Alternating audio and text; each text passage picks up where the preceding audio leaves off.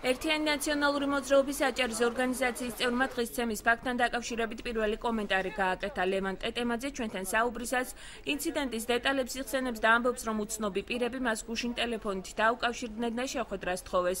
მისი ვარაუდით, თავდამსხმელები მას არ იცნობდნენ და კონკრეტული პოლიტიკური ჯგუფის დაკვეთას ასრულებდნენ.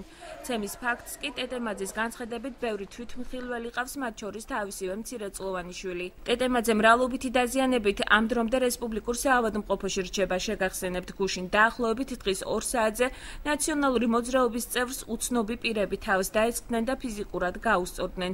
შინაგან საქმეთა სამინისტროში აცხადებენ, რომ საქმის გამოძიება 125 მუხლით მიმდინარეობს. ბათუმში დამისახელეთ ბოლოს 3 საათზე სად გულახიან პიროვნებას.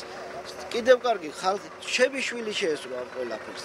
ჩემი პატარა 7 წლის ბავშვი, რომელიც ეზოში თამაშობდა, ამ ყველაფერს უყურებდა. არასდროს არ მინახავთ ესას ადამიანები და შესაბამისად მათი ქცევიდან გამომდინარე, მე ისიც კი მივხვდი, რომ არც მათ ყავდი არასდროს ნანახი.